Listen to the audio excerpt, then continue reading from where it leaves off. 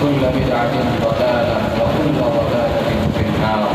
أعوذ بالله من الشيطان الرجيم. بسم الله الرحمن الرحيم. يوم نقول لجهنم هل امتلأت وتقول هل من مزيد وأزلفت الجنة للمتقين غير بعيد هذا ما توعدون لكل أواب حفيظ. من خشي الرحمن بالغيب وجاء بقلب منيب ادخلوها بسلام ذلك يوم الخلود لهم ما يشاءون فيها ولدينا مزيد.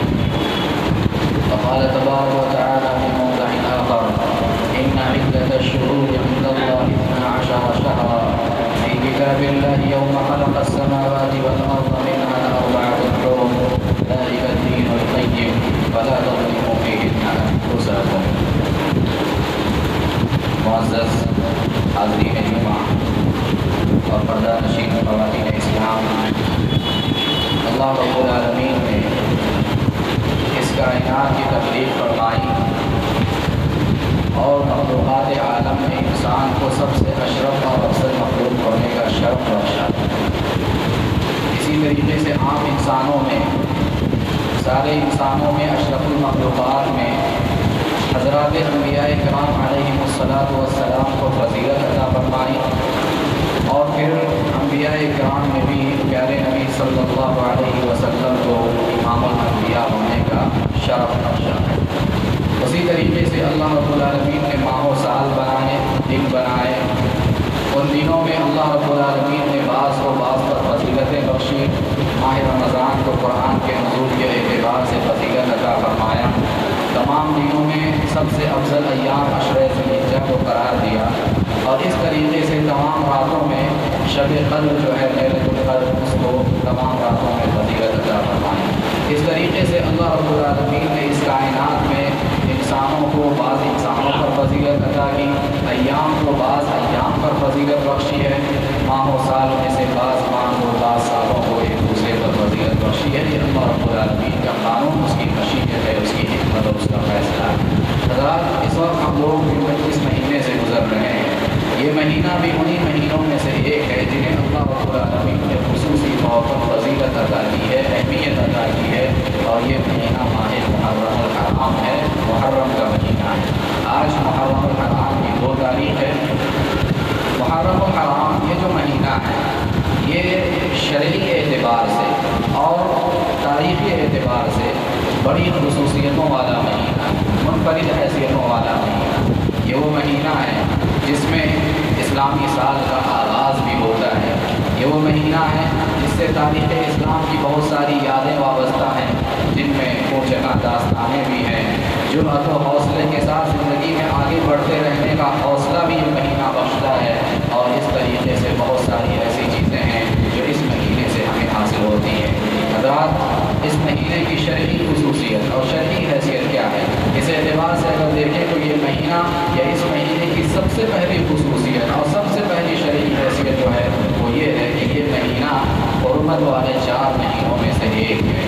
وہ 4 مہینے جنہیں اللہ رب العالمین نے خصوصی طور پر قابل احترام بنایا ہے، خصوصی طور پر جن کے احترام اور تعظیم کا حکم اللہ رب العالمین نے دیا ہے، جنہیں تقدس فراہم کیا ہے، ان مہینوں میں سے ایک مہینہ یہ ماہ محرم الحرام ہے. قرآن مجید میں اللہ رب العالمین نے فرمایا ان عدت الشہور عند اللہ 12 شہرا فی کتاب اللہ یوم خلق السماوات والارض منها 4 حرم.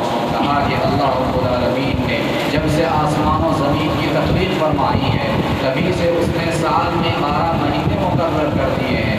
یہ جو سال کے اندر 12 مہینے کی گنتی ہم گنتے ہیں، 12 مہینے مقرر کر رکھے ہیں، یہ اصل میں اللہ رب العالمین نے روز ازل میں مقرر کر دیا تھا. وہی مقرر کردہ 12 مہینے ہیں جن سے ہم ہر سال گزرتے ہیں اور جن میں اپنی سانسیں ہم لیتے ہیں. تو اللہ رب العالمین نے سال کے 12 مہینے بنائے اور ان 12 مہینوں میں سے 4 مہینوں کو خصوصی طور پر قابل احترام بنایا ہے. منها 4 حرم. وہ 4 مہینے کیا ہے؟ ذوالحجہ ہے، ذوالقعدہ ہے اور یہ ماہ محرم الحرام ہے، اور اسی طریقے سے رجب کا مہینہ ہے. یہ 4 مہینے قابل احترام ہے. اور حرمت والے مہینے جو یہ ہیں ان کا مطلب کیا ہے؟ انہیں قابل احترام کہنے کا مطلب کیا ہے؟ قابل احترام کہنے کا مطلب یہ ہے کہ ان مہینوں میں خاص طور پہ انسان اپنے آپ کو گناہوں سے بچائے، خاص طور پر اپنے آپ کو نافرمانیوں سے بچائے، معصیتوں سے حد تک درمیان دور رہنے کی کوشش کریں، ظلم و زیادتی سے اپنے آپ کو بچانے کی کوشش کریں۔ ویسے تو سال کے 12 مہینے ان ساری چیزوں سے شریعت نے منع کیا ہے، لیکن خاص طور پہ ان مہینوں میں اس کی تاکید آئی ہے کہ اس مہینے میں اگر انسان گناہ کا ارتکاب کرتا ہے، معصیت کا ارتکاب کرتا ہے، ظلم و زیادتی کا ارتکاب کرتا ہے، تو اس کی جو سزا ہے یا اس کی جو نحوست ہے یا اس کا جو عذاب اللہ رب العالمین نے متعین کیا ہے اس میں کہیں زیادہ اضافہ ہو جاتا ہے، کئی گنا اضافہ ہو جاتا ہے۔ اس لیے اس مہینوں میں خاص طور پہ اپنے آپ کو ہر قسم کی برائیوں سے اور ظلم و زیادتی سے بچانے کی کوشش کرنی چاہیے۔ یہ پہلی حیثیت ہے جو اس مہینے کی ہے۔ دوسری حیثیت کیا ہے اس مہینے کی؟ اللہ رب العالمین نے اس مہینے کو ایک شرف یہ بھی عطا کیا ہے کہ پیارے نبی صلی اللہ علیہ وسلم نے اس مہینے کو اللہ کا مہینہ قرار دیا۔ اللہ کا مہینہ، پیارے نبی نے فرمایا افضل الصیام بعد رمضان شہر اللہ المحرم، کہا کہ ماہ رمضان کے بعد سب سے افضل روزے اگر کسی مہینے کے ہیں تو وہ اللہ کے مہینے ماہ محرم الحرام کے روزے ہیں۔ سال کے 12 مہینے اللہ کے ہیں، بقیہ سارے 11 مہینے بھی اللہ رب العالمین کے ہیں، لیکن خاص طور پر ماہ محرم کو اللہ کا مہینہ قرار دینا یہ ماہ محرم کی فضیلت اور اس کی عظمت پر دلالت کرتا ہے۔ جیسے ہم ساری مسجدیں دنیا بھر کی یہ بیت اللہ ہے، اللہ رب العالمین کا گھر ہے، لیکن ساری مسجدوں کو بیت اللہ عموماً نہیں کہا جاتا ہے، خانہ کعبہ کو بیت اللہ سے کہا جاتا ہے۔ کیوں؟ اس لیے کہ خانہ کعبہ کا مقام وہ ہے، مرتبہ وہ ہے کہ اسے خاص طور پر بیت اللہ کہا گیا۔ ٹھیک اسی طریقے سے تمام مہینے اللہ رب العالمین کے ہیں، لیکن اس کی عظمت اور فضیلت کو بتانے کے لیے ماہ محرم الحرام کو اللہ کا مہینہ قرار دیا گیا۔ اسی طریقے سے حضرات اس کی شرعی حیثیت اگر دیکھیں تو شرعی حیثیت یہ بھی ہے کہ یہ مہینہ جو ہے یہ اسلامی سال کا پہلا مہینہ ہے۔ اسلامی سال ہجری کیلنڈر یا ہجری تقویم جسے کہتے ہیں، ہجری کیلنڈر کا یہ پہلا مہینہ ہے، یہاں سے اسلامی سال کا آغاز ہوتا ہے۔ گویا سال کا آغاز ہونا، سال کی شروعات ہونا یا ماہ محرم کا آنا یہ ہمیں محاسبہ نفس کی تعلیم دیتا ہے کہ ہم اپنے یہ جو سال گزر رہے ہیں، یہ جو ایام گزر رہے ہیں، ہم اپنی زندگی میں ایک اور سال جو آگے بڑھ گئے ہیں یا ہماری زندگی کا ایک اور سال جو ہم سے کم ہو گیا ہے، یہ جو سالوں کا گزرنا ہے، ایک سال جاتا ہے دوسرا سال آتا ہے، یہ جو سالوں کا گزرنا ہے یہ ہمیں محاسبہ نفس کی تعلیم دیتا ہے۔ ہم اپنے آپ کا جائزہ لیں کہ سال گزشتہ ہم نے کیا پایا، کیا کھویا، کیا کمایا اور کیا گوایا، تو دینی ناحیے سے ہو کہ دنیاوی ناحیے سے اس بات کی ہمیں تعلیم دیتا ہے کہ پہلا مہینہ اسلامی اور ہجری کیلنڈر کا۔ اسی طریقے سے حضرات شرعی حیثیت اگر اس مہینے کی دیکھیں، جیسا کہ ابھی ہم نے کہا کہ یہ مہینہ، اس مہینے کے روزے جو ہیں یہ اللہ رب العالمین کو بڑے محبوب اور پسندیدہ ہیں۔ ماہ رمضان کے بعد سب سے محبوب روزے اگر ہیں تو وہ ماہ محرم الحرام کے روزے ہیں، جیسا کہ حدیث ابھی بیان کی گئی افضل الصیام بعد رمضان شہر اللہ المحرم، کہ ماہ رمضان کے بعد سب سے افضل روزے اگر کسی مہینے کے ہیں تو اللہ کے مہینے ماہ محرم الحرام کے روزے ہیں۔ حضرت عبداللہ بن عباس رضی اللہ عنہ بیان کرتے ہیں، صحیحین کی روایت ہے، فرماتے ہیں ما رأيت النبي صلی اللہ علیہ وسلم يتحرى صيام يوم فضله على غيره الا هذا اليوم يوم عاشوراء، کہا کہ میں نے پیارے نبی صلی اللہ علیہ وسلم کو اتنا تلاش کرتے ہوئے نہیں دیکھا یا اتنی اہمیت دیتے ہوئے نہیں دیکھا کسی اور دنوں میں روزہ رکھنے کو، جتنا کہ آپ ماہ محرم الحرام میں روزہ رکھنے کو اہمیت دیتے تھے اور جتنی آپ اس کی کوشش کرتے تھے۔ تو یہ مہینہ جو ہے روزہ رکھنے والا مہینہ ہے، اور اس مہینے کے روزے اللہ رب العالمین کو بہت ہی محبوب اور پسندیدہ ہے۔ بلکہ اگر ہم یہ کہیں تو غلط نہ ہوگا کہ یہ جو روزہ ہے جاہلیت کے اندر کفار مشرکین بھی یہ روزہ رکھا کرتے ہیں، مکہ کے اندر کفار قریش بھی یہ روزہ رکھا کرتے تھے، یہود مدینہ بھی یہ روزہ رکھا کرتے تھے۔ پیارے نبی صلی اللہ علیہ وسلم جب مدینہ گئے تو دیکھا کہ جو مکے مدینے کے یہود ہیں وہ اس مہینے کے اندر خاص طور پہ 10 محرم کا یعنی یوم عاشوراء کا روزہ رکھتے ہیں۔ ان سے پوچھا گیا کہ آخر اس روزے کی وجہ کیا ہے؟ انہوں نے کہا کہ حضرت موسیٰ علیہ السلام ان کی قوم بنو اسرائیل کو اللہ رب العالمین نے 10 محرم کو فرعون سے نجات عطا کی تھی، فرعونیوں کو غرقاب کیا تھا، پانی میں لوگوں کا ہلاک کیا تھا۔ حضرت موسیٰ علیہ السلام نے شکرانے کے طور پہ روزہ رکھا، لہٰذا ہم بھی ان کی ابتدا میں آج کے دن روزہ رکھا کرتے ہیں۔ پیارے نبی صلی اللہ علیہ وسلم نے جب یہ سنا، آپ نے کہا فَنَحْنُ أَحَقُّ وَأَوْلَىٰ بِمُوسَىٰ مِنكُمْ، کہا کہ تم حضرت موسیٰ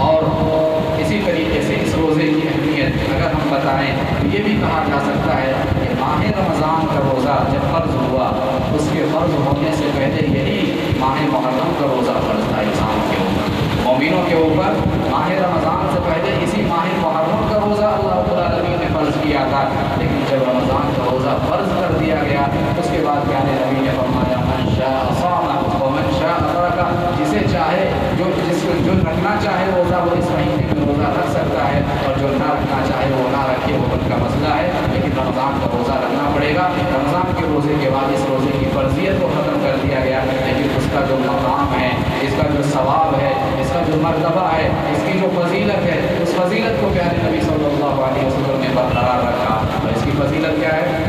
خاص طور پہ ان دنوں میں روزہ رکھنا، جیسا کہ کہا گیا کہ سب سے افضل ہے رمضان کے بعد، لیکن ان دنوں میں بھی خاص طور پہ 10 محرم کا روزہ جو ہے جسے یوم عاشورہ کہا جاتا ہے، اس دن کا روزہ رکھنے کی خاص طور پہ انسانوں کو کوشش کرنی چاہیے، مومنوں کو کوشش کرنی چاہیے کہ یہ جو ایک دن کا روزہ ہے یہ بڑی فضیلتوں والا روزہ ہے۔ پیارے نبی صلی اللہ علیہ وسلم سے اس حوالے پوچھا گیا کہ آج کے روزے کی یعنی 10 محرم کے روزے کی فضیلت کیا ہے؟ آپ نے فرمایا یکفر السنۃ الماضیہ، یہ ایک دن کا روزہ گزشتہ ایک سال کے روزے کے لیے گناہوں کے لیے کفارہ ہے۔ ایک دن کا انسان روزہ رکھ رہا ہے، ایک دن روزہ رکھنے کی وجہ سے گزشتہ ایک سال کے گناہ اس کی وجہ سے مٹ رہے ہیں، دھل رہے ہیں اور معاف ہو رہے ہیں، یہ بہت بڑی فضیلت ہے۔ لہٰذا 10 محرم الحرام کا روزہ، یوم عاشورہ کا روزہ رکھنا انسانوں کے اوپر فضیلت کی وجہ سے بہت ہی بہتر ہے اور بہت ہی مناسب ہے۔ اور اسی طریقے سے پیارے نبی صلی اللہ علیہ وسلم کے اسوے کو اپناتے ہوئے یہودیوں کی مخالفت میں 10 کے ساتھ ایک اور روزہ 9 محرم کا رکھنا بھی چاہیے۔ پیارے نبی صلی اللہ علیہ وسلم نے جب دیکھا کہ 10 محرم کو یہود روزہ رکھتے ہیں، آپ کو ان کے ہر معاملے میں مخالفت کا حکم دیا گیا۔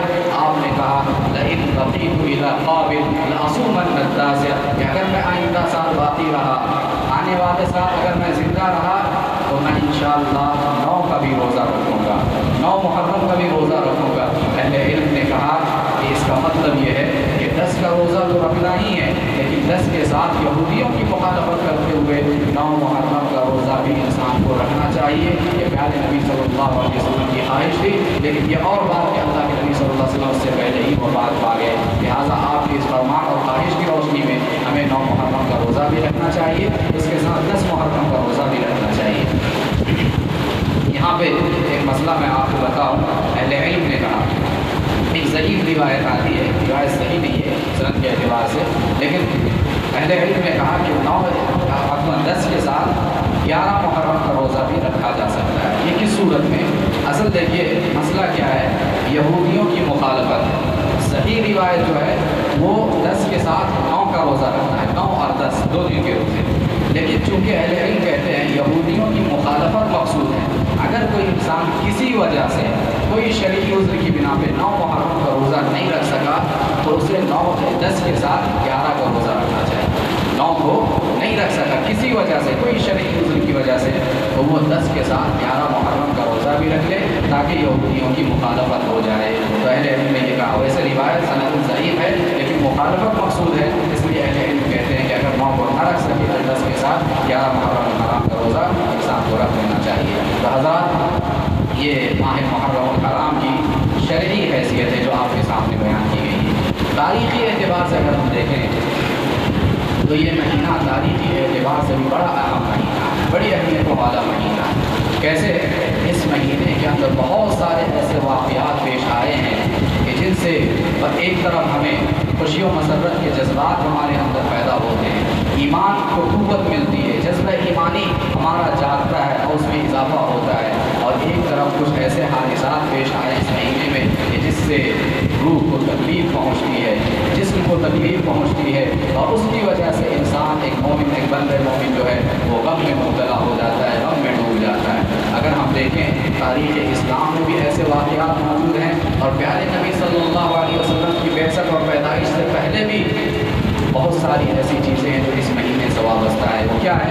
مختصر وقت میں آپ کے سامنے ایک واقعے کی طرف اشارہ کرنا چاہتا ہوں۔ دیکھیے یہ جو مہینہ ہے ماہ محرم الحرام اپنے اندر بہت ساری یادیں رکھتا ہے، بہت سارے واقعات رکھتا ہے۔ उन वाक़यात में से आम तौर पे लोग इमाम हज़रत हुसैन रज़ी अल्लाह अन्हु की शहादत का वाक़या बयान करते हैं। हालांकि इस मौके पर अहलुस सुन्ना वल जमाअत अहलुल हदीस को ये वाक़या नहीं छेड़ना चाहिए, बयान नहीं करना चाहिए, क्योंकि इस वाक़े के आड़ में ऐसे बिदआत, ऐसी खुराफात लोगों ने पैदा कर ली हैं कि ये वाक़या जब लोगों के जहनों में या उनकी समातों से टकराता है, लोग तरह तरह के मसाइब में या बिदआत में, खुराफात में मुब्तला हो जाते हैं। अहले इल्म ने कहा कि इन वाक़यात को ऐसे मौके पे छेड़ना ही नहीं चाहिए, उसको बयान ही नहीं करना चाहिए। और अगर बयान भी करे इंसान तो क्या मुहर्रमुल हराम में ये एक ही वाक़या रूनमा हुआ है? क्या ये एक ही वाक़या तारीख़ के अंदर दर्ज है? ये एक वाक़या नहीं है, इस जैसे दसियों वाक़यात हैं जो माह मुहर्रम और हराम में वाक़ हुए हैं। मिसाल के तौर पे आप देखिए कि तारीख़ इस्लाम से पहले हज़रत नूह अलैहिस्सलाम की कश्ती को अल्लाह रब्बुल आलमीन ने जो पार लगाया था, जो करार बख्शा था, वो इसी माह मुहर्रम और हराम में हुआ था। तारीख़ी रिवायत है, इसी माह मुहर्रम और हराम में आप जानते हैं हज़रत नूह अलैहिस्सलाम की ज़िंदगी कितनी परेशानियों में गुजरी, कितनी कठिनाइयों में गुजरी। अल्लाह अकबर, 950 साल की ज़िंदगी सिर्फ और सिर्फ आपने तबलीग में और दावत में गुजारी है। 950 साल, 1-2 साल के 10-15 साल की बात नहीं है, 950 साल का एक तवील अरसा, एक तवील मुद्दत हज़रत नूह अलैहिस्सलाम की पूरी ज़िंदगी अल्लाह रब्बुल आलमीन की दावत में, उसके दीन की तबलीग में, उसकी इशाअत में बसर हो जाती है। लेकिन उसके बावजूद भी आप देखिए कि इस मुद्दत के अंदर उनकी कौम के साथ कैसा सलूक करती है, कदम कदम पे सताती है, कदम कदम पे जुल्म करती है, उनका मजाक उड़ाती है, उनके साथ इस्तेहज़ा करती है, मोमिनों को सताती है। इतना पूरा अरसा जब हज़रत नूह अलैहिस्सलाम को अल्लाह रब्बुल आलमीन की जानिब से कश्ती बनाने का हुक्म मिलता है, उस वक्त भी जब वो कश्ती की तामीर कर रहे होते हैं, कश्ती बना रहे होते हैं, उस वक्त भी कौम के लोग जो ज़ालिम, जाबिर और काफिर होते हैं, वो मजाक उड़ाते हुए कहते हैं कि नूह, ये जो कश्ती बना रहे हो, कहीं बारिश तो नहीं हो रही है, ज़मीन पे कहीं पानी नज़र नहीं आ रहा है, हर तरफ कहरसाली का आलम है, ये जो कश्ती बना रहे हो, क्या ये कश्ती ज़मीन पे चलेगी, क्या ये रेत पे चलेगी? पानी चाहिए कश्ती चलने के लिए, ये पानी कहाँ से आएगा? मजाक उड़ाते थे, ठट्टा करते थे, इस्तेहज़ा करते थे। लेकिन अल्लाह रब्बुल आलमीन ने कश्ती बनाने का हुक्म दिया। और आप देखिए हज़रत नूह अलैहिस्सलाम 950 साल दावत व तबलीग का ये फरीज़ा अंजाम देते हैं, लेकिन ईमान लाने वाले कितने लोग हैं? तारीख़ बताती है कि इस पूरे अरसे में, इस तवील मुद्दत में 70 से 80 लोग सिर्फ आपके हाथ में ईमान लाते हैं। अल्लाह कितना सब्र आज़मा मरहला रहा होगा।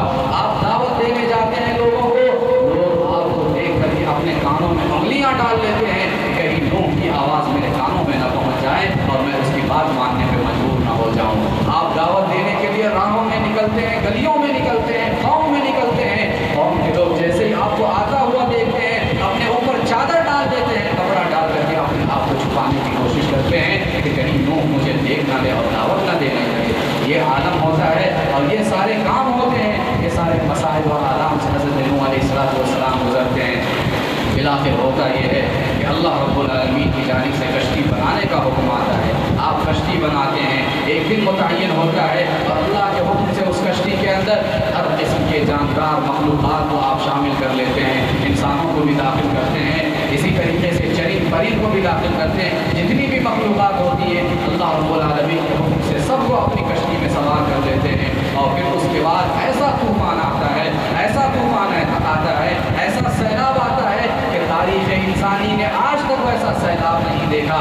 आसमान पानी बरसाने लगता है, ज़मीन पानी उगलने लगती है, हर तरफ पानी ही पानी का नज़ारा देखने को मिलता है। और फिर क्या होता है, जितने भी कुफ़ार हैं, जितने भी ज़ालिम हैं, जितने भी सरकश इंसान हैं, वो सारे के सारे लोग इस तूफ़ान नूह में गरक़ाब कर दिए जाते हैं, हमेशा के लिए सफ़र हस्ती से पिटा दिए जाते हैं। और वो मोमिन जिन्होंने हज़रत नूह अलैहिस्सलाम में ईमान लाया था और वो चंद मखलूक़ात जिन्हें हज़रत नूह अलैहिस्सलाम ने अपनी कश्ती में रखा था, इतने लोग और इतनी मखलूक़ात इस दुनिया में बाकी रह जाती हैं, बच जाती हैं। अल्लाह रब्बुल आलमीन उन्हें नजात से हमकिनार करता है, कामयाबी से हमकिनार करता है। ये जो अजीम वाक़या है हज़रत नूह अलैहिस्सलाम और मोमिनों की नजात व कामरानी का और दुश्मनों के बर्बाद होने का, उनके हलाक होने का, ये वाक़या इसी माह मुहर्रम और हराम में पेश आता है। इसी तरीके से हज़रात ایک اور اہم واقعہ جو ہم اور آپ سنتے رہتے ہیں، ہمیشہ سنتے ہیں، اکثر سنتے ہیں، وہ کیا ہے؟ حضرت ابراہیم علیہ السلام کو آتش نمرود میں ڈالنے کا۔ نمرود جو ظالم بادشاہ تھا، حضرت ابراہیم کے دور کا ایک جابر بادشاہ تھا جس نے لوگوں پر بھی ظلم ڈھائے، حضرت ابراہیم علیہ السلام پر بھی ظلم ڈھائے۔ جب حضرت ابراہیم علیہ السلام نے اپنی قوم کو دعوت و تبلیغ پیش کی، اللہ کی وحدانیت کو بتانے کی کوشش کی، بتوں کی حقیقت ان کے سامنے واضح کرنے کی کوشش کی، قوم نے ان کی بات نہیں مانی۔ انہیں سمجھانے کے لیے، بتانے کے لیے حضرت ابراہیم علیہ السلام نے ایک تدبیر اختیار کی، ایک منصوبہ بنایا۔ منصوبہ یہ تھا کہ آپ نے یہ کیا کہ ایک دن جو لوگوں کی تہوار کا دن تھا، لوگوں کے عید کا دن تھا، سارے لوگ بستی سے نکل گئے اپنے عید منانے کے لیے، اپنے تہوار منانے کے لیے۔ سارے لوگ جب بستی سے نکل گئے، آپ ان کے مرکزی دودھ خانے میں داخل ہوئے۔ دودھ خانے میں داخل ہونے کے بعد کلہاڑی سے سارے بتوں کو توڑ دیا، سارے بتوں کو تہس نہس کر دیا، اور کلہاڑی جو ہے وہ بڑے بت کے کندھے میں آپ نے گردن میں لٹکا دی۔ پھر جب سارے لوگ واپس آئے، دیکھا کہ سارا بت گلا ٹوٹا ہوا، سارے بت اپنے منہ کے بل گرے ہوئے۔ پوچھا گیا کس نے یہ کام کیا ہے؟ لوگوں نے کہا کہ ہو سکتا ہے کہ یہ ابراہیم کا کارنامہ ہو، ابراہیم نے یہ حرکت کی ہو۔ حضرت ابراہیم کو بلایا جاتا ہے، پوچھا جاتا ہے کہ ابراہیم کیا تم نے یہ حرکت کی ہے؟ حضرت ابراہیم کہتے ہیں قال بل فعله كبيرهم هذا فاسألوهم إن كانوا ينطقون، کہا کہ یہ سارے کارنامے تمہارے اس بڑے خود نے انجام دیے ہیں، اگر وہ بات کر سکتے ہو تو پوچھ لو ان سے، خود مجھ سے پوچھنے کی کیا ضرورت ہے؟ اور حضرت ابراہیم علیہ السلام یہی سمجھانا چاہ رہے تھے، یہی سمجھانا چاہ رہے تھے کہ یہ جو بت ہیں یہ بات نہیں کر سکتے ہیں، کوئی نفع نہیں پہنچا سکتے، کوئی نقصان نہیں پہنچا سکتے، تمہارا کچھ بگاڑ نہیں سکتے، تمہیں کچھ فائدہ نہیں پہنچا سکتے۔ جس بت کا یہ عالم ہو کہ اپنی زبان سے ایک لفظ تک نہیں بول سکتے، اپنا دفاع تک نہیں کر سکتے، وہ تمہیں نقصان یا نفع کیا پہنچا سکتے ہیں؟ یہ بتانا چاہ رہے تھے حضرت ابراہیم قوم کے سامنے۔ جب انہوں نے یہ کہا کہ اپنے بڑے بت سے پوچھ لو اگر وہ بولتے ہو، قوم کے ضمیر نے، لوگوں کے ضمیر نے انہیں جی جوڑا، ایک لمحے کے لیے انہیں جی جوڑا اور انہیں آگاہ کیا کہ دیکھو غلطی پہ ہو، تم غلطی پہ ہو، بتوں کی پرستش کر کے تمہارا دماغ اپنے آپے سے باہر ہو گیا ہے اور تمہارا دماغ کام کرنا بند کر دیا ہے، یہ بت جو ہے تمہارے معبود نہیں ہو سکتے۔ ضمیر نے جی جوڑا، انہوں نے کہا یہ تو بات نہیں کر سکتے ہیں، یہ تو بول نہیں سکتے ہیں، ہم بھلا کیسے ان سے پوچھیں؟ حضرت ابراہیم علیہ السلام نے موقع کی نزاکت کو بہتر سمجھا اور نزاکت کو سمجھتے ہوئے فوراً آپ نے کہا افتعبدون من دون اللہ ما لا ينفعكم شيئا ولا يضركم، کیا تم ایسوں کی عبادت کرتے ہو جو نہ تمہیں نقصان پہنچا سکتے ہیں نہ نفع پہنچا سکتے ہیں؟ اغفر لكم ولما تعبدون من دون اللہ، تم پر بھی افسوس ہے، تمہارے ان معبودوں پر بھی افسوس ہے، افلا تعقلون، کیا تم عقل نہیں رکھتے، کچھ بھی سمجھ بوجھ نہیں رکھتے؟ حضرت ابراہیم علیہ السلام یہ بات سمجھانا چاہ رہے تھے لوگوں کو۔ جب لوگوں کے سامنے یہ بات آئی،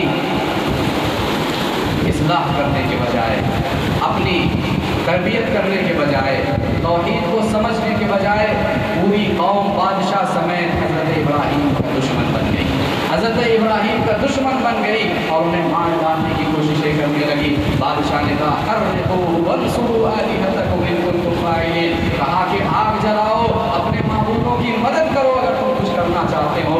آگ جلائی گئی، تاریخ بتاتی ہے کہ ایسی آگ جلائی گئی، اتنا بڑا گڑھا کھودا گیا، گڑھا کھودنے کے بعد اس میں لکڑیاں جلائی گئی اور ایسی آگ اس کے اندر پیدا کی گئی، ایسی شعلہ اگلتی ہوئی آگ اس کے اندر بھڑکائی گئی۔ تاریخ بتاتی ہے کہ اس کے شعلے، اس کی چنگاریاں آسمانوں سے باتیں کر رہی ہیں، اتنی بلند چنگاریاں اور اتنے بلند شعلے اس آگ سے نکل رہے تھے، اور پھر کوئی اس آگ کے قریب بھی نہیں جا رہا تھا، کوئی اس آگ کے قریب بھی نہیں جا رہا تھا، اتنا اس کی تپش اتنی تھی، اس کی حرارت اتنی دور تک محسوس کی جا رہی تھی۔ تاریخ بتاتی ہے کہ اس دور میں ایک منجنیق ہوا کرتا تھا، ایک مشین ہوا کرتی تھی جس کے ذریعے سے بڑے بڑے قلعوں کو توڑنے کے لیے، اس کی دیواروں کو منہدم کرنے کے لیے پتھر اس کے اندر ڈالے جاتے تھے اور وہ پتھر مارا جاتا تھا، پھینکا جاتا تھا دور سے، اور جب دور سے اس سختی کے ساتھ دیواروں پہ یہ پتھر لگتا تھا تو دیوار ٹوٹ جاتی تھی۔ یہ منجنیق کہا جاتا ہے اس کو۔ اس منجنیق کے ذریعے حضرت ابراہیم علیہ السلام کو بہت دور سے اس آگ میں ڈال دیا گیا، اس آگ میں حضرت ابراہیم کو پھینک دیا گیا، لیکن ہوا کیا؟ جسے اللہ رکھے اسے کون چاہیے، जिसे अल्लाह रखे उसे कौन चखे। हज़रत इब्राहीम अलैहिस्सलाम उस आग में गए सही, उस आग में डाले गए सही, लेकिन अल्लाह जो रब्बुल आलमीन है, जिसके हाथ में पूरी कायनात की बादशाहत है, आग का भी खालिक वही है, उसने आग को हुक्म दिया या नारूनी बरदा, या नारूनी बरदा व सलामन अला इब्राहीम। कहा कि आग हज़रत इब्राहीम के लिए ठंडी हो जा, सलामती वाली हो जा। वो आरादू बिही कैदन फजअलनाहुम अल-अख़सरीन। आग ठंडी हो गई, सलामती वाली हो गई।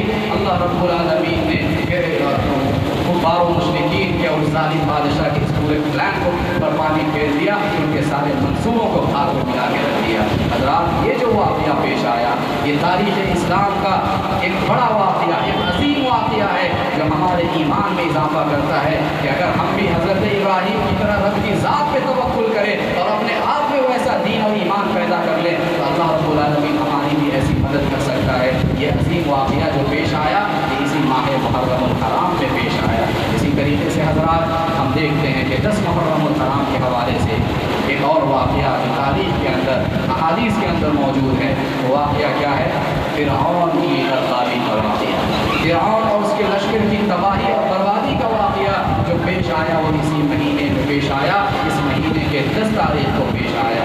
अल्लाहु अकबर। फ़िरऔन तारीख़ इंसानी का सबसे बड़ा ज़ालिम, तारीख़ इंसानी का सबसे बड़ा जाबिर, तारीख़ इंसानी का सफ़ाक तरीन इंसान, जो अपने आप को रब होने का दावा किया करता था।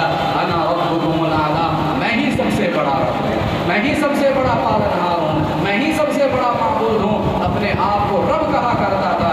लोगों से कहा करता, अलैसा ली मुल्कु मिस्र व हाज़िहिल अनहारु तजरी मिन तहती अफला तुबसिरून। क्या लोगों बताओ, क्या ये मिस्र की बादशाहत मेरी बादशाहत नहीं है? क्या ये मिस्र में नहरें जो बह रही हैं, ये क्या ये मेरी मिल्कियत नहीं है?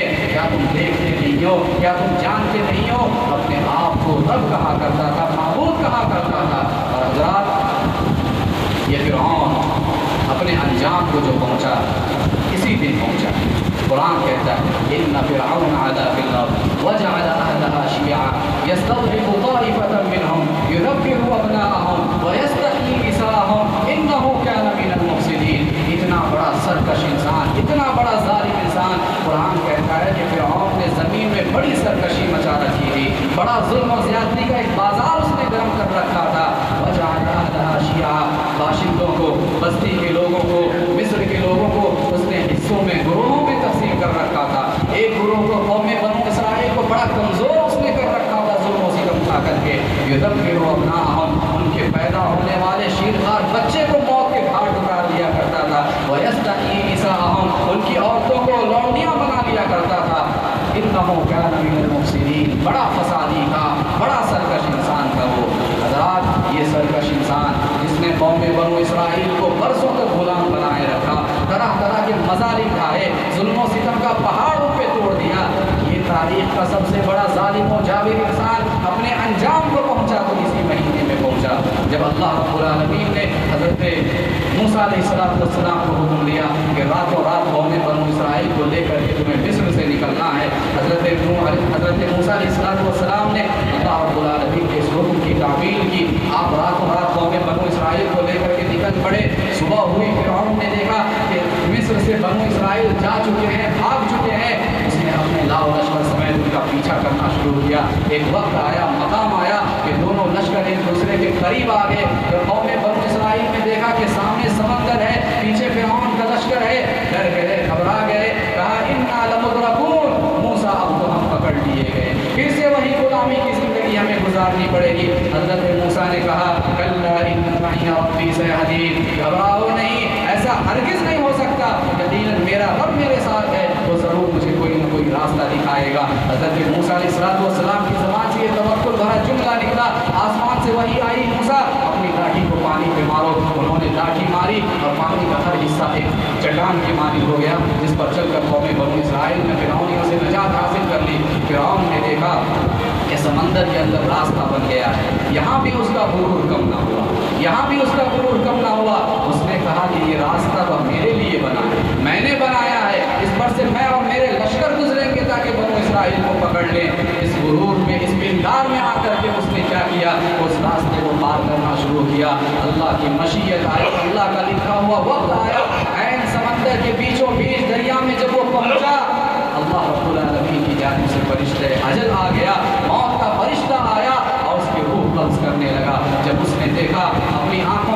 وقت اجل کو دیکھ لیا، اپنی موت کو اپنے سامنے دیکھ لیا، کہنے لگا الآن وقد عصیت، کہنے لگا آمنت انہ لا الہ الا الذی آمنت بنو اسرائیل، کہا کہ میں اس ذات پر ایمان لاتا ہوں جس ذات پر قوم بنو اسرائیل نے ایمان لایا، میں اللہ پہ ایمان لاتا ہوں۔ جب موت کو اپنی آنکھوں سے اس نے دیکھ لیا تب اسے ایمان کا خیال آیا، تب اس کا غرور ٹوٹا اور اس نے کہا میں اللہ پہ ایمان لاتا ہوں۔ فرشتے نے کہا الآن وقد عصیت، اب تمہیں ایمان کی سوچ رہی ہے، اس سے پہلے تو بڑے فسادی بنے پھرتے تھے، بڑے سرکش بنے پھرتے تھے اور طرح طرح سے مذاہب کو کھائے۔ الآن وقد عصیت من قبل وکنت من المفسدین۔ اللہ رب العالمین نے اس وقت اسے ایسی عبرت کی سزا دی، رہتی دنیا تک کے لیے اسے عبرت کا نشان بنا دیا لوگوں کے لیے۔ یہ جو فرعون تھا یہ اپنے انجام کو جو پہنچا اسی دن پہنچا ہے۔ اور حضرات اسلامی تاریخ میں اگر ہم دیکھیں تو ایک واقعہ جو اس مہینے میں پیش آیا وہ کیا ہے؟ یہ جو مہینہ ہے ہمیں ہجرت نبوی اور ہجرت اصحاب رسول کی یاد دلاتا ہے۔ یہ جو مہینہ ہے ہمیں ہجرت نبوی اور ہجرت اصحاب رسول کی یاد دلاتا ہے کہ اسلام کی جو نعمت ہم تک پہنچی ہے، اسلام کی جو دولت ہمیں حاصل ہوئی ہے، رب العالمین کی معرفت جو ہمیں نصیب ہوئی ہے، جینے کا سلیقہ اور مرنے کا قرینہ جو ہمیں ملا ہے وہ اسی ہجرت سے ملا ہے، اسی ہجرت سے ملا ہے، بڑی قربانیوں سے ملا ہے جو قربانی کے حضرات صحابہ کرام رضوان اللہ علیہم اجمعین نے دی ہے اور پیارے نبی صلی اللہ علیہ وسلم نے اللہ کی راہ میں دی ہے۔ اور اللہ اکبر، ہجرت کی یہ قربانی وہ قربانی ہے، ہجرت کی یہ قربانی وہ قربانی ہے جو اپنے اندر اس جیسی دسیوں قربانیاں رکھتی ہیں۔ وطن کی قربانی، تجارت و کاروبار کی قربانی، والدین کی قربانی، اولاد کی قربانی، بیوی بچوں کی قربانی، رشتہ داروں کی قربانی، اعزاء و اقارب کی قربانی، دوست و احباب کی قربانی، الغرض یہ قربانی، ہجرت کی قربانی ایسی قربانی ہے جو اپنے اندر اس جیسی دسیوں قربانیاں رکھتی ہیں۔ اور آپ سفر ہجرت کا واقعہ دیکھیے، اللہ اکبر، حضرات صحابہ کرام رضوان اللہ علیہم اجمعین مدینے کی جانب ہجرت کر رہے ہیں، لیکن یہ ہجرت کیسی ہو رہی ہے؟ تاریخ بتاتی ہے کہ باپ ہجرت کر چکا ہے، بیٹا مکے میں رہ گیا ہے، کہیں بیٹا ہجرت کر چکا ہے، باپ مکے میں چھوٹ گیا ہے، بیوی ہجرت کر چکی ہے، شوہر مکے میں رہ گیا ہے، کہیں شوہر ہجرت کر چکا ہے، بیوی مکے میں رہ گئی ہے، بھائی ہجرت کر چکا ہے، بہن مکے میں رہ گئی ہے، اور کہیں بہن ہجرت کر چکی ہے، بھائی مکے میں رہ گیا ہے، کہیں والدین ہجرت کر چکے ہیں، اولاد مکے میں رہ گئی ہے، اور کہیں اولاد ہجرت کر چکی ہے، والدین مکے میں رہ گئے ہیں۔ بلکہ خود پیارے نبی صلی اللہ علیہ وسلم کی سفر ہجرت دیکھیے، اللہ اکبر، ہجرت کی رات ہے لیکن حالات اتنے سنگین ہیں، حالات اتنے خراب ہیں کہ آپ ہجرت کی رات بھی اپنے بستر پر خود نہیں سوتے بلکہ حضرت علی رضی اللہ عنہ کو سلاتے ہیں۔ جانا مدینے کی طرف ہے لیکن مدینہ جانے کے بجائے دوسرے رخ میں بالکل الٹے سمت میں آپ دشمنوں کے یلغار سے بچنے کے لیے آپ چلتے چلے جا رہے ہیں، چلتے چلے جا رہے ہیں۔ جانا مدینے کی جانب ہے لیکن آپ مدینے کا رخ اختیار کرنے کے بجائے مکے سے قریب ایک غار ثور میں 3 دن تک پناہ دینے پہ مجبور ہوتے ہیں۔ اس طرح سے حضرات مختلف قسم کی قربانیوں کے بعد ہجرت کا یہ عمل مکمل ہوتا ہے اور پھر مدینے میں اسلامی ریاست بنتی ہے، اسلامی حکومت قائم ہوتی ہے، اور پھر دیکھتے ہی دیکھتے ساری دنیا کے کونے کونے میں اسلام کا یہ علم لہرانے لگتا ہے۔ حضرات آج جو ہم اسلام کے سائے میں زندگی گزار رہے ہیں، اسلام کے سائے میں جو آج ہم سانسیں لے رہے ہیں، یہ انہی قربانیوں کا اور انہی ہجرتوں کا نتیجہ ہے جو پیارے نبی صلی اللہ علیہ وسلم نے اور آپ کے صحابہ نے دی ہے۔ یہی وجہ ہے کہ امیر المومنین عمر بن خطاب رضی اللہ عنہ نے جب اسلامی تقویم بنانا چاہا، جب اسلامی کیلنڈر کا آغاز کرنا چاہا تو اس کے لیے آپ نے ہجرت نبوی کو عنوان بنایا کہ آنے والی نسلیں ان قربانیوں کو یاد رکھ سکیں اور ہر سال کے شروع ہونے پر ہی ان کے ذہنوں میں یہ بات بار بار لوٹ کر آئے کہ یہ جو اسلام کی نعمت ہم تک پہنچی ہے وہ یوں ہی بیٹھے بٹھائے نہیں پہنچ گئی بلکہ اس کے پیچھے قربانیاں ہیں، اس کے پیچھے بہت سارے کارنامے ہیں، بہت ساری پریشانیاں اور مسائل و آلام ہیں جن سب سے گزر کر کے ہمارے اسلاف نے ہم تک آج یہ اسلام کی نعمت پہنچائی ہے۔ مگر کتنے افسوس کی بات ہے کہ آج ہماری اسلامی تاریخ، صحابہ کرام کی تاریخ کو دور کی بات جو ہجری تاریخ ہے، آج کیا تاریخ ہے، کل کیا تاریخ ہے، یہ تاریخ تک آج ہمیں معلوم نہیں ہوتی، یہ تاریخ تک آج ہمیں معلوم نہیں ہوتی ہے، بلکہ تاریخ کو چھوڑیے بسا اوقات بعض لوگوں کو بلکہ اکثر لوگوں کو اسلامی महीनों के नाम तक नहीं मालूम है, इस्लामी महीनों के नाम तक नहीं मालूम होते, और कुछ नाम अगर मालूम भी है तो कैसे, वो ऐसे कि जिस महीने में रोज़े रखे जाते हैं वो रमज़ान का महीना है, जिस महीने में कुर्बानी की जाती है वो ज़िलहिज्जा का महीना है, जिस महीने में नौहा व मातम किया जाता है वो मुहर्रम उल हराम का महीना है, जिस महीने में मीलाद मनाई जाती है वो रबीउल अव्वल का महीना है, जिस महीने में हलवे और पूरी वगैरह पकाए जाते हैं वो शब बारात या शाबान का महीना है। इस एतबार से हमने महीनों के कुछ नाम याद रखे हैं। ये हमारी सूरत हाल है जो कि बड़ा अफसोसनाक है। हज़रात मोहतरम भाई को याद रखना कि जो कौम अपनी तारीख को भुला देती है वो खुद तारीख का हिस्सा बन के रह जाती है, जो कौम अपनी तारीख भुला देती है वो खुद तारीख का हिस्सा बन के रह जाती है।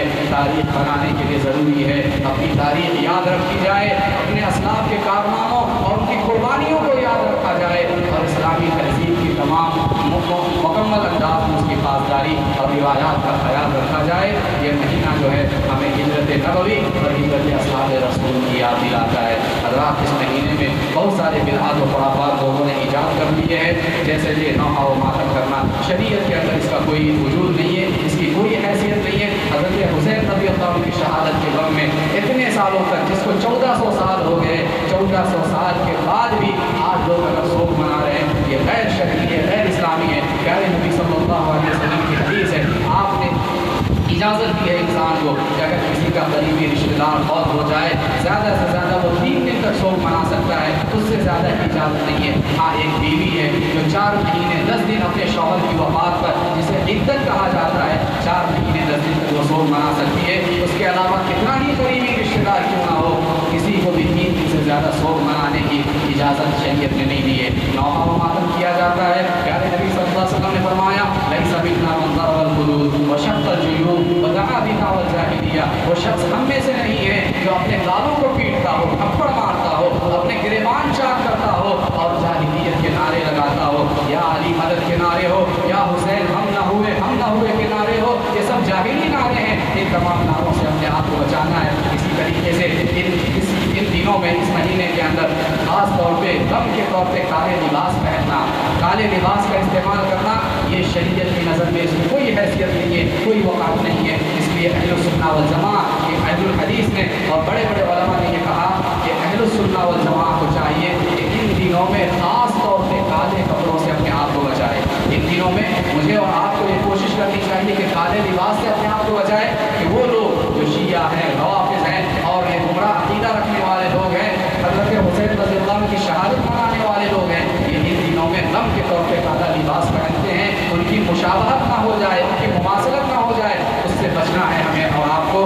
इसलिए उलमा ने कहा कि इन दिनों में काले लिबास से भी एक अहले सुन्नत वल जमात के इंसान को, बंदे मोमिन को बचना चाहिए। इसी तरीके से हज़रात इन दिनों के अंदर जो शोक की महफिलें कायम की जाती हैं, उन महफिलों में शिरकत करना ये भी शरई एतबार से दुरुस्त नहीं है।